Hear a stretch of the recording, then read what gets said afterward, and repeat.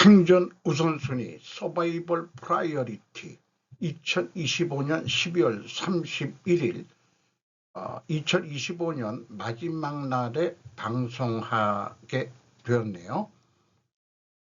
겉표지에 과학적 논리를 추구하는 저이기도 합니다만은 수비학적으로 12간지로 해서 2026년 내년이 제가 72세가 되는 해인데 369로 떨어지는 해다. 이런 그 비과학적인 수비학적인 어떤 의미를 그냥 생각해보는 그런 거를 겉면에 내세웠습니다.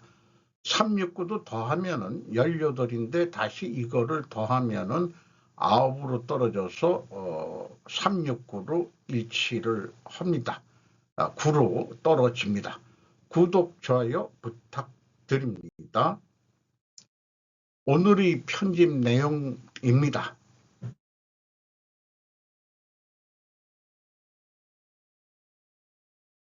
(2020년 8월에) 신청한 세울 3호기 원전 운영허가 지연된 이유이라고 제가 제목을 붙였습니다. 속보 원안이 세울 3호기 운영허가 송혜진 조선일보 12월 30일 울산 울주 세울 원자력 발전소 3호기 운영이 허가됐다. 착공 9년 만에 신규 가동을 허가받은 것이다. 한국수력적 원자력은 2020년 8월 원안위에 운영허가를 신청했다. 세울 3호기는 한국형 원전 APR1400으로 발전 용량은 1400메가와트급이다. 사업자인 한국수력원자력이 지난 2020년 8월 5일 쌍둥이 원전인 세울 4호기와 함께 운영허가를 신청했다. 신청 당시엔 신고리 5, 6호기였지만 발전소 본부 명칭과 통일을 위해 2022년 세울 3, 4호기로 변경됐다. 이번 회의에서는 세울 3호기가 원자력안전법 제21조에 따른 운영허가 기준에 충족함을 확인하고 제적위원 6명 중 5명 찬성으로 운영허가를 의결했다. 원전 운영 경험도 없는 것도 아닌데 운영허가가 무려 5년이나 걸린 이유는 오로지 좌파 정권의 친중 태양광 사업 이권인 정치적 이유 외에는 없었다고 저는 봅니다. 값싸게 공급할 수 있는 원전 전기 비중을 올려야 국내 기업 및 가정의 전력비 부담이 감소할 것이라고 끊임없이 한국전력을 분석하면서 발전 비중의 원자력 발전을 올려야 된다라고 계속 제가 주장을 해왔죠. 제가 좀 지방에서 근무할 때 그 직장 동료하고 여기 울주 여기 가가지고 바닷가에서 바다 낚시를 한 적이 있습니다. 설거지 내일 아침 미루면 안 되는 이유 이것 득실득실 경고 나왔다. 문영진 파이낸셜 뉴스 12월 30일 식사를 한 후 더러워진 그릇을 바로 씻지 않고 물에 담가 방치하면 식중독을 일으킬 수 있는 위험한 세균이 급속도로 번식할 수 있다는 경고가 나왔다. 30일 데일리 메일에 따르면 설거지를 미루고 그릇에 물에 담가두는 습관은 감염질환 위험을 높일 수 있다. 미생물학자 제이슨 데트로는 매체를 통해 부엌 싱크대는 대장균, 식중독 병원체, 피부 박테리아 등 미생물과 세균들이 천국이라며 특히 식기류를 따뜻한 물에 담가두면 유해 미생물이 자라기 쉽고 덥고 습한 환경이 조성돼 감염 위험이 높아진다고 말했다. 실제 영국 카디프 메트로폴리탄대 연구팀이 영국 전역 46개 가정의 부엌을 조사한 결과 싱크대에서 가장 많은 세균이 검출됐다. 더러운 그릇 쌓아만 둬도 세균 감염 위험. 네바다대 공중보건 전문가 브라이언 라브스 박사는 세균은 따뜻하고 습한 환경에서 잘 자라는데 설거지를 담가둔 싱크대가 딱 그런 곳이라며, 음식 찌꺼기가 상온에 놓여 있으면 벌레가 꼬이면서 결국 주방 전체로 박테리아를 퍼뜨릴 수 있다라고 소개를 하고 있습니다. 이것은 뭐 게티 이미지라고요. 이 정도까지 설거지를 안 하고 그냥 둔다는 것은 게으름의 상징이라고 보여집니다. 건조한 환경에서는 세균이 자라지 못할 수 있지만 살아남았다가 나중에 증식할 수도 있다고 덧붙였습니다. 식중독이나 기타 유해 박테리아 감염 위험을 낮추려면 사용한 식기류는 가급적 당일 바로 세척하는 게 좋다. 또한 설거지에 사용한 스펀지나 수세미 등은 제대로 건조하고 교체 시기를 준수해야 한다. 물에 반복적으로 닦고 음식 잔여물이 남아있는 소량의 세균도 빨리 번식할 수 있기 때문이다. 스펀지는 가급적 1, 2주 단위로 교체하는 게 좋고, 교체 전에는 표백제를 활용해 관리하면 된다. 그래서 제가 왕년에 품질을 했었습니다만, 설거지 품질의 마지막 공정은 이라는 비유를 들어서 제가 강의를 한 적이 있습니다. 개인적 경험으로 한국 음식의 특징은 건식이 아니라 습식이라는 것이 특징이다. 약점은 음식물 쓰레기가 서구 음식보다 더 잔반으로 나오고 습식이라 냄새와 부패가 빠르다. 개인적 경험으로 설거지는 식사 후 바로바로 해서 식기통에 쌓아 놓아야 한다. 설거지 행주는 잘 빨아 바로바로 널어 놓는다. 설거지 품질의 마지막 공정은 싱크대 수체에서 음식 찌꺼기를 음식물 쓰레기통에 버리고 수체를 항상 깨끗한 상태로 유지하는 습관이 또한 들어있다. 이제 마무리 공정에 하나 더 추가해야겠다. 그간 어부인이 해주었던 아파트 공동 음식물 찌꺼기통에 갖다 버리는 작업도 이제 내 잡으로 해야겠다. 좀 마누라하고 붙어 살려면은 그래야 되겠죠. 음식물 찌꺼기통도 작은 것이 좋다. 그래야 자주 버린다. 제 어록으로 남깁니다. 2028년 레이스가 시작되었습니다. 여기 누가 이기고 있나요? 필쉐어 폴리티코에서 12월 30일 내용보다도 그림만 가져왔습니다. 벤스 부통령이 주자로 나올 수 있을 것 같고, 그 다음에 캘리포니아 주지사, 갑자기 이름이 생각 안 나는데 무슨 일섬인가 뭐 그렇죠. 또 여러 사람이 있습니다만 대표적인 주자가 뛸 것 같다, 이런 얘기입니다. 아시아 부자 순위 일본은 6위, IMF 전망, 서술체로 되어 있는 걸 제가 표로 만들었습니다. 아시아에서 1위가 싱가포르인데 94,480달러 1인당 GDP 순위. 싱가포르는 금융 허브로 유명하죠. 마카오가 74,920달러인데 카지노로 돈을 버는 데죠. 홍콩도 역시 금융센터 등인데 56,840달러, 대만 37,827달러, 대만, 한국, 일본은 전형적인 제조업이라고 보면 되겠습니다. 한국이 5위 35,960달러, 일본이 34,720달러. 일본이 좀 계속 추락하고 있죠. 브루나이 안 나왔어요. 천연가스로 인구는 적지만은 나름대로 잘 살고 있다. 말레이시아, 중국은 인구가 많아서 경제 대국이긴 합니다만은 일본도 그렇고 1인당 13,810달러.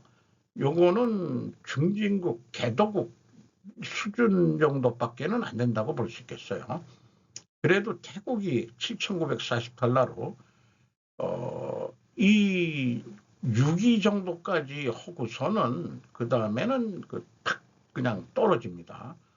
그러니까 금융허브 빼놓고 카지노 뭐 이런 거 빼놓고 전통 제조업으로 보면은 아시아에서 대만이 1위라고 볼 수도 있을 것 같습니다. 1인당 GDP는 국가별 평균 부의 수준을 비교하는 지표로서 경제학자에게 널리 사용되고 있다. 일반적으로 이 수치가 높을수록 재화나 서비스에 대한 접근성이 양호하고 생활의 질도 높다는 것을 나타낸다. 다만 심각한 소득 격차를 덮을 수 있어 인플레이션이나 지역별 생활비 수준을 자동으로 조정하는 것도 아니다. 뭐 이렇게 됐는데 이 타이페이 대만 타이페이 시의 그 사진을 게재했네요. 1인당 이렇게 버는 사람이 요거면은 그냥 한 36,000달러라고 그러고 4인 기적으로 한다면은 한 10만 2천 10만 불 10만 2천 불이면은 중진국 미국도 10만 불 이상이면 또 높다고 그렇게 얘기하는 거니까 그렇죠. 뭐 현재 이 정도 수준이 뭐 나쁘지는 않다고 봅니다. 안도 중국 비밀 경찰서 의혹 왕하이진 퇴임식서 축사한 우상호 성윤정 나윤석 강한 3명의 기자가 달라붙어서 문화일보 12월 30일자 보도입니다. 혼자 보도했다가 뭔 덤탱이를 쓸 것 같으니까 이렇게 연대를 하는 건지 그렇게 느낌이 드네요. 지난달 중국 교민단체 회장 퇴임식 우수석 정부 대표 자격으로 참석, 전 정부서 악화된 대중관계 복원 차원, 윤석열 정부 시절인 2022년 국내에서 중국 비밀경찰서를 운영했다는 의혹으로 수사받은 중국 국적사업가 왕하이준 씨의 중국 교민단체 총회장 퇴임식에 우상호 청와대 정무수석이 정부 대표 자격으로 참석해 축사를 한 것으로 확인됐다. 왕 씨가 논란의 인물인데도 정부가 청와대 고위 인사를 대표격으로 보냈다는 점에서 정권 교체에 따른 대중정책 기조 변화를 보여준다는 해석이 나온다. 왕 씨가 회장직을 겸직했던 한화 중국 화평통일촉진연합과 제한중국교민협회는 지난달 22일 인천 중구 인스파이어 리조트에서 임원 취임식을 열었다. 이 인스파이어 리조트가 중국계 자본으로 알고 있습니다. 그 영종도에 있는 거로 알고 있어요. 이 취임식에서는 5에서 8대 총회장 겸직을 역임한 왕 씨가 물러나고 우성덕 부대회장이 취임했다. 자, 여기도 중국인인데 우성덕이라고 우씨네요. 그러면은 우리나라 우씨는 그 화교 출신들인 모양이죠. 우상호니까 이게 우영우가 됐네 얘네들이. 왕 씨는 중국이 반체제 인사를 송환하기 위해 한국에 의한 비밀 경찰서라는 의혹을 받은 서울 중식당 동방명주의 실질 소유주로 지목된 인물이다. 한화 중국 화평통일촉진연합은 중국 공산당 통일전선 공작부 산하 조직의 한국 지부로 지목되기도 했다. 이날 행사에는 다이빙 주한 중국 대사가 참석했다. 한국에서는 김태년 전 더불어민주당 원내대표와 국민의힘 소속 주호영 국회 부의장이 영상 축사를 보냈다. 우 수석은 직접 참석해 대중교류 협력 추진에 집중할 것이라며 한국 정부는 중국 사람들이 한국에서 안정적으로 생활할 수 있도록 지원할 의사가 있다고 말했다고 합니다. 이 좌우 친중 정치인 이 김태년이라는 애가 마음에 좀 안 드네요. 특히 종실에서 그런 기분도 들기도 합니다만은 이 대통령 4월 4일에서 7일 중국 국빈 방문, 시진핑과 정상회담. 한재영, 김영규 12월 30일. 이 대통령 시진핑 2달 만에 재회, 핵잠 경제협력 테이블 오를 듯. 한국 대통령 9년 만에 국빈 방문, 호혜적 경제협력 강화 논의. 예상 의제가 한반도 비핵화인데 남북대화 재개 및 북비핵화 협력 방안 논의. 북비핵화는 말로만 하고 실질적으로는 무기는 하지만 미국도 가지고 있는 전제로 해서 지금 만나고들 있는데, 우리나라도 그 핵 농축하겠다는 거를 간접적으로 미국에 승인 받은 거나 마찬가지라고 생각되는데, 중국은 핵발전소 및 핵무기를 가지고 있는데 왜 한반도만 북비핵화냐? 이건 뭐 마음에 좀 안 들어요. 서해 구조물, PMG 내 구조물 및 중어선 불법조 문제, 과연 이런 얘기가 나올지. 핵 추진 잠수함, 한건조 추진에 대한 양국 입장 교환, 한한령, 중국 내 K 콘텐츠 등 문화 교류. 좀 요즘은 한일령인데 한한령 이제 풀 때가 되지 않았느냐. 뭐 중국 관광객들이 많이 오긴 합니다만은 무비자 입국을 시켜놓고 어떤 연놈들이 들어오는지 우리는 잘 알 수도 없고요. 북핵잠 등 민감외교 현안도. 한국 대통령이 중국을 방문한 것은 2019년 문재인 전 대통령 이후 7년 반이고 국빈 방문은 2017년 이후 9년 만이다. 문재인 대통령이 중국 가서 왕따 먹었죠. 혼술, 아니 혼밥 밖에는 신세를 만들고 완전히 그 무시당했던 기억이 납니다. 그렇습니다. 한국 이재명 대통령이 1월 4일부터 중국을 국빈 방문, 중일 관계 악화 속에서 한국을 끌어들이려는 의도도 있다. 중국 외교부는 한국의 이재명 대통령이 내년 1월 4일부터 중국을 국빈 방문한다고 발표했습니다. 중국 외교부는 30일 내년 1월 4일부터 7일 일정으로 꽤 오래간에 일주일 동안 중국을 다녀오는데, 한국의 이재명 대통령이 중국을 국빈 대우로 방문한다고 발표했습니다. 린첸 중국 외교부 대변인은 이번 방문이 중국과 한국의 전략적 협력 관계의 추가 발전으로 이어지기를 기대한다고 말했습니다.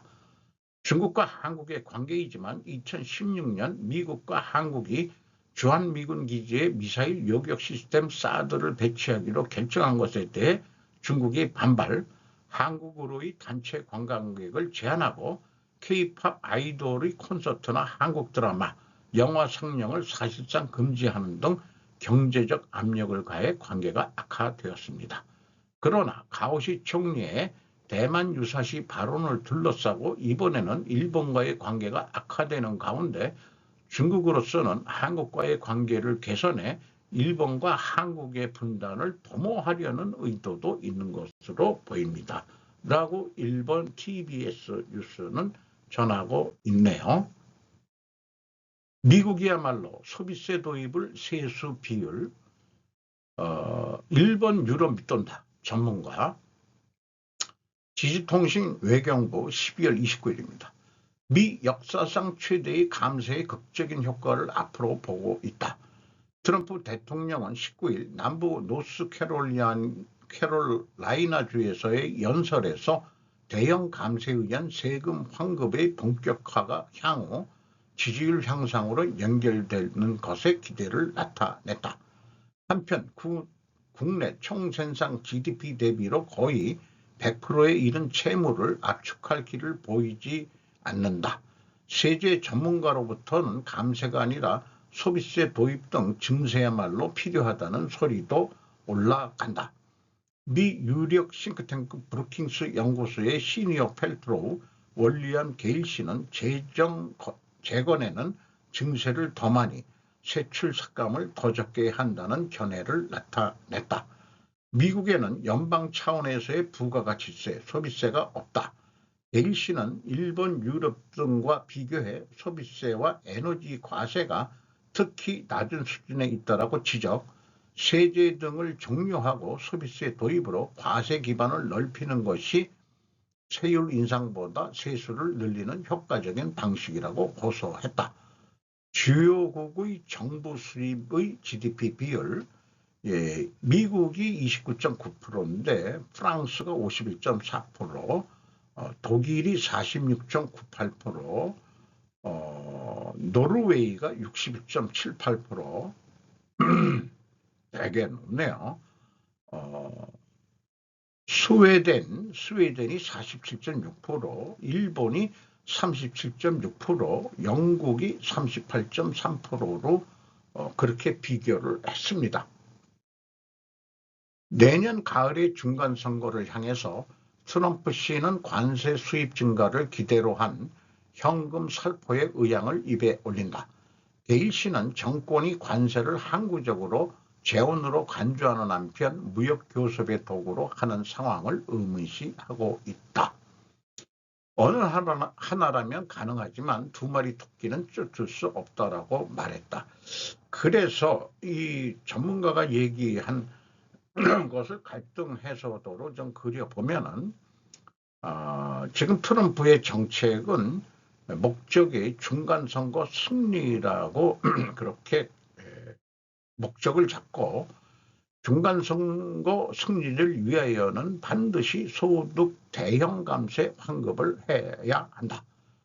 소득에 대한 대형 감세 환급을 하기 위하여는 반드시 관세 수입을 증가시키는 것을 지속해야 한다. 왜냐하면 재정 수입을 늘려서 그만큼 돌려주겠다, 그런 목적이 있는 거죠. 왜냐하면은 우리가 또 선거에 승리하기 위해서다. 이렇게도 얘기할 수 있겠죠. 한편 중간 승리를 위하여는 반드시 부채를 감소시켜야 한다. 부채를 감소시키기 위하여는 반드시 관세를 무역 협상 도구로 지속해야 한다. 그래서 이 관세 수입 증가 지속하는 것과 협상 도구로 지속할 거냐에 대한 두 마리 토끼가 과연 동시에 가능하느냐는 의문이 갈등을 일으키고 있다는 얘기죠. 그래서 그 전문가는 부가가치세 도입을 연방정부 차원에서 해야 되지 않느냐. 그래서 관세는 좀 없애고 소비세로 해야 돼. 어차피 돈을 걷는 거니까 관세보다는 그게 낫지 않느냐. 이런 얘기인데 바람직한 견해로 보여집니다. D프라임 관세를 무역협상 도구로 계속하는 것. 첫 관세 인상 충격에 수출국가는 타격을 입겠지만 일회성으로 어떠한 형태로든 적응해 갈 것이다. 따라서 관세가 무역협상 도구로 약발이 지속되지는 않을 것이란 관측이다. 혈맹의 의미도 퇴색하고 동맹의 의미도 퇴색되어 가고 있다. 일본은 G7이라고 한국은 통계에서 거의 뺀다. 1인당 GDP가 역전되었음에도 트럼프의 정책은 선거 승리 목적보다는 여기 중간 선거라고 했지만은 미국의 국위 우선으로는 저는 이해를 해주기로 합니다. 미중 관세 협상은 현재 유예 중일 뿐입니다. 그렇다면 한국의 국익 우선 전략은 무엇이 나와야 할까? 아니, 국익 이전에 국가 생존이 먼저로서 어떤 미국에 대한 전략을 어떻게 해 나가야 될 거냐, 중국에 대한 전략은 어떻게 해 나가야 될 거냐, 이것이 정치인이 해결할 문제겠죠. 정체된 무역협상 진전은 유화 연출이 됐고 불씨는 여전히 있는 미중. 지지통신 외경부 12월 31일 07시입니다. 미중 무역협상은 여전히 정체랍니다. 10월 말 정상회담에서는 합성마약 펜타닐 관련 관세 인하에 합의했지만 히토류 등 다른 주요 분야에서는 1년간의 휴전 합의에 그쳤다. 유화 자세를 연출하는 양국의 협상은 세계 경제에 큰 영향을 주는 만큼 2026년 회담의 향방에 관심이 쏠린다. 2026년 4월에는 트럼프 대통령의 방중을 앞두고 이후에는 시진핑 중국 국가주석이 국빈으로 방미할 전망이다. 구리아 미 무역대표부 대표는 향후의 미중 관계에 대해 착지점은 밸런스가 잡힌 무역 실현이다 라고 강조. 그러기 위해서는 서로 무엇을 사고 싶은가를 솔직하게 이야기해 제대로 관리해갈 필요가 있다고 전망한다. 다만 쪼개기의 합의 전 미국 정부 고관을 계속해온 양국의 협의에 진전이 보이지는 미지수다. 참고적으로 트럼프 2.0 뉴스의 다른 것은 AI 붐으로 도쿄주 5만엔 거액 투자하는 경계감, 내년 엔저 금리 강세 예상, 푸틴, 다카이치 총리 앞으로 신년 메시지 없다. 트럼프에겐 전달. 금선물 25년엔 68% 상승, 미 금리 인하 기대감의 급신장. 미중 접근 물살이 가속화, 트럼프 중간선거 노려 실리 우선, 딜 외교의 경종도 울린다. 앞선 뉴스와 연관된 뉴스로 나왔습니다. 지지통신 외신부에서 12월 31일 07시 국제정세를 뒤흔드는 미중 관계는 2026년 긴장 완화와 대립을 반복하면서 안정화를 위해 착지점을 모색하는 움직임이 계속될 것 같다. 트럼프 미 대통령은 2기째 후반의 레임덕 죽는 몸 화를 좌우하는 동 11월의 중간선거를 염두에 두고 대중교섭에서 실리를 목표로 할 자세, 시진핑 중국 국가주석의 눈총을 받을 것이라는 우려는 뿌리 깊다. 대립부터 악수까지 힘든 교섭 상대다. 트럼프 씨는 2025년 10월 말 한국 부산에서 약 6년 만에 시씨와 대면하자 단단한 악수를 나누며 수타를 연출했다.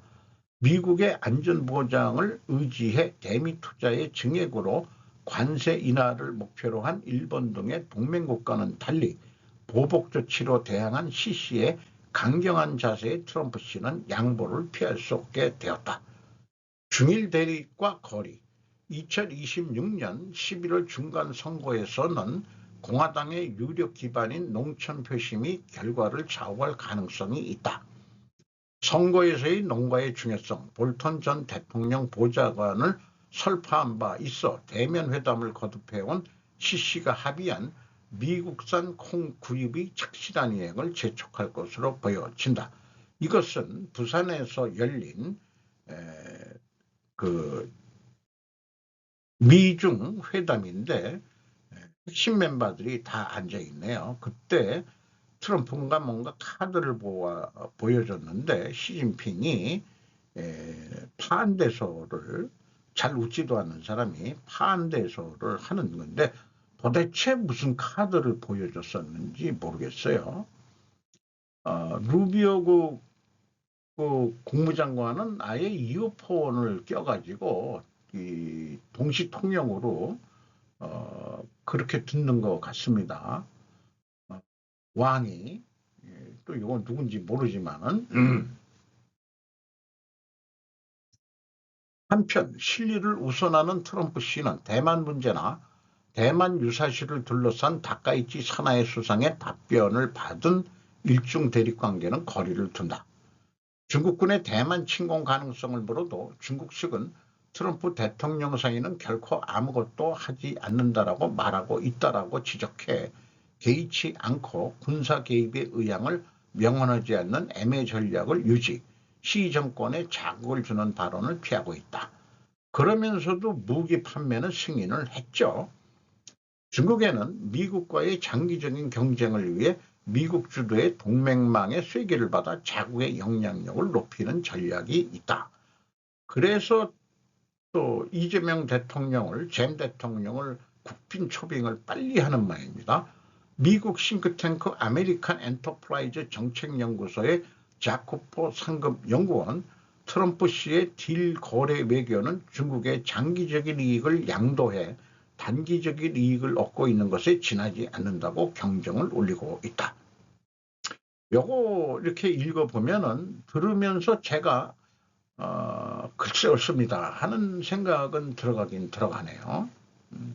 장단기 전략이 뭔가 있겠죠. 과거 몽골 제국이 멸망한 것은 로마 제국의 멸망과는 거리가 멀다. 커지면 망한다가 아니었다.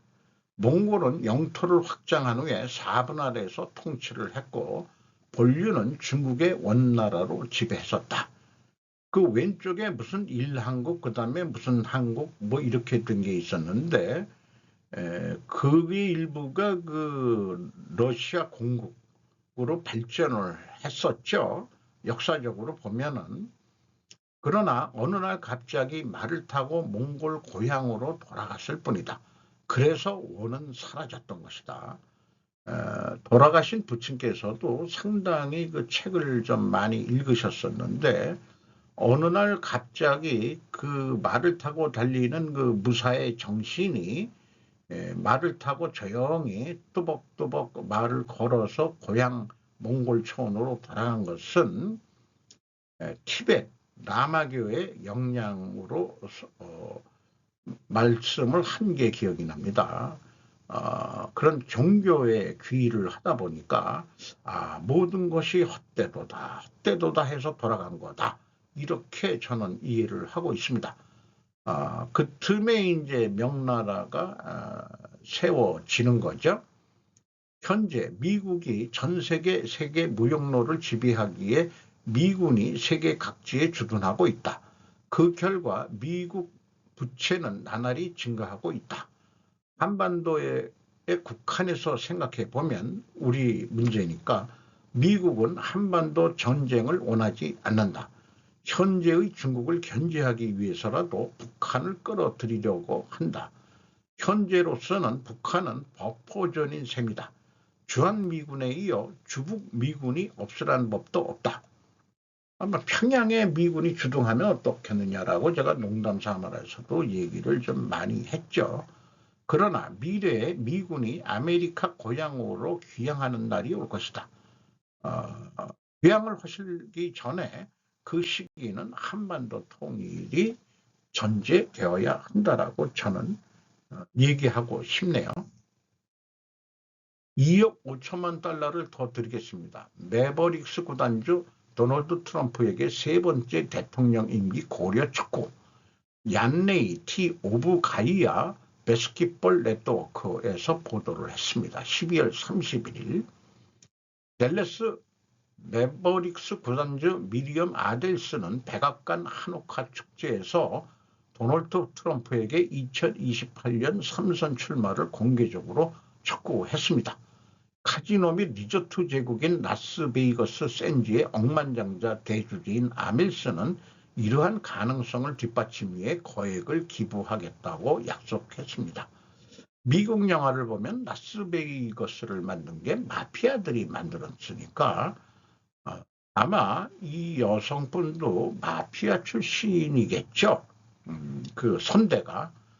헌법이 말하는 것은 그러나 가장 현실적인 허점은 트럼프가 부통령에 출마하여 대통령직을 승계하는 것입니다. 헌법은 선출된 사람이 3선에 출마하는 것은 허용하지 않지만 승계에 대해서는 아무런 언급이 없습니다. 트럼프와 NBA, 아델 씨는 과거에 트럼프를 공개적으로 지지했던 많은 NBA 구단주 중 한 명일 뿐입니다. 틸먼 퍼티타, 휴스턴 로켓츠, 댄 길버트, 클리브랜드 캐벌리어스, 제임스 돌란, 뉴욕 닉스도 어느 순간 대통령에게 아낌없이 기부를 했습니다. 트럼프에 관해서는 그것이 유일한 상수입니다. 상수와 변수 중에서 뭐 변하지 않는 그런 지지자라는 유형이고 변수에 의해서 항상 정권이 바뀌는 거겠죠. 비즈톡톡, 경기도나 비웃는 구리값, 닥터 쿠퍼라고 발음해야 옳지 않나요? 코퍼라고 했네. 캐리 쿠퍼 할 때 쿠퍼, 구리가 쿠퍼가 난데 공식 깨지고 슈퍼 쿠퍼 시대 왔다. 최지 조선비즈 12월 31일 공급 쇼크로 구리 가격 연일 신고가, AI 데이터 센터 전력망 수요가 가격 떠받쳐, 내년 구리 15만 톤 부족 전망, 구조적 공급난, 구리 표준 재련 수수료 0달러, 광산이 슈퍼가 됐다. 19일 칠레 구리 광산업체 안토파카스타와 중국 재련소들이 내년 벤치마크 시장 표준 가격 재련 수수료를 톤당 0달러에 합의한 날입니다. 통상 재련소는 광산에서 구리 원석을 받아 불순물을 제거해주는 대가로 수수료를 받습니다. 이 수수료가 공원이 됐다는 건 재련소들이 공짜로 만들어줄 테니 원석만이라도 공급해 달라고 광산업체에 사실상 백기 투항을 했다는 뜻입니다. 제가 알기로는 이거를 TC라고 부릅니다. 트리트먼트 차지, 처리 비용, 그 광석 시세에서 그 비용을 뺀 거를 광석 수입 가격으로 정산한다 이렇게 알고 있습니다. 가격 올라도 빅테크발 수요 견저, 비용보다 속도, 풍사는 가격 차익 생기고 LS전선은 매출 덩치 키워, 방산과 구리 가공 신동 사업을 함께하는 풍사는 구리 가격이 상승하면 시세 차익, 재고평가 이익을 봅니다. 쌀 때 사서 창고에 넣어둔 구리를 비싸진 현재 시세에 맞춰 제품가로 팔기 때문에 그 차액, 메탈 개인만큼 영업이익이 늘어납니다. 여기에 원자재 상승분을 판매 가격에 즉각 반영하는 판가 연동제가 더해져 구리 가격이 오를수록 실적이 좋아집니다. 데이터 센터 혈관인 전력 케이블을 만드는 LS전선은 구리값이 오르면 매출 덩치가 커집니다. 전선업계는 통상 원자재 가격 변동분을 제품가에 반영하는 에스컬레이터 조항을 두고 있습니다. 이에 구리가격 상승만큼 매출 규모가 커지면서 고정비 부담이 줄어드는 규모의 경제 효과를 보게 됩니다. 그래서 LS MNN이라고 우리나라에 동재련소가 있는데 그 동재련소는 어떤지도 취재를 해야 되는데 여기 취재 창고가 아마 그 은둔모드식으로 비즈니스를 하는 것 같아요. 그래서 동재련 LS MNN 기업 공개야. 제가 LS 출신하고 뭐 학습을 해본 적이 있는데 야, 그 알짜배기 회사 이런데 좀 상장하라고 그래야 되지 않냐. 아니 자기가 무슨 힘이 있다고 하고 있느냐 그렇게 되는데 어쨌든 2020 감사보고서뿐이 없습니다. 사업보고서는 안 내고 있는데 감사보고서에 의하면은 2024년 실적이 11조 7천억 원을 했어요. 그러면은 2025년도 제가 전망하는 것은 운영경비 2.5% 정도 증가한다고 보고 그 다음에 그 영업이익은 43.2% 증가했었는데 돈가격이 오르니까 45% 올라간다고 봤을 때 그 수료폰율로 그 수료폰율은 매우 낮죠. 워낙 그 고가의 제품이다 보니까 한 13조 7,898억 원 정도 하지 않겠냐. 그런데 이건 운영경비 기준인데 매출 재료비 기준에서는 19.8% 증가했었는데 그 2024년 실적이 근데 그 여기 그만큼 17.8% 매출에 비례하는 매출 재료비니까 이렇게 계산하는데 그러면 매출액은 왜 19.8% 올라가느냐 그랬더니 스루폰 레이트를 조금 올리는 거로 그 마진율이 올라가 가지고 그래서 매출 재료 비율로 나누시면은 14조 원을 올해 할 것 같다. 그래서 이게 결산서가 나오려면은 한 또 우리가 3월 달까지 이게 너무 늦어요. 지금 그게 문제예요, 지금. 그러니까 제가 별도로 좀 방송을 할 예정이지만은 개별 재무제표하고 연결 재무제표하고 그 의무 보고 기간을 차등을 둬야 되지 않느냐. 개별은 한 달 내에 해라. 개별은 연결을 그거 더하기 바빠서 그런지는 모르겠지만은 그래야 그 개미 주주들도 빨리 알고 그다음에 투자자들도 빨리 알아가지고 시장 경영 실적을 빨리 그 반영해야지. 이게 1년간의 그래프인데요. 제일 내려갔을 때가 4월 1일입니다. 요거 분석할 때가 3월 말이나 이럴 때쯤 했는데 그때는 한 8,500달러 뿐이 되질 않았어요. 이게 지금 12,500달러, 4,000달러 정도가, 자, 그러니까 1,000원씩 그냥 보더라도 이게 한 톤당 한 1,500만 원 되겠네요. 한 1,400원으로 보더라도. 그러니까 톤당 그렇게 비싼 분위기가 되니까 돈 좀 벌겠네요. 12월 31일 오늘도 좋은 하루 되시기 바랍니다. 굿다이.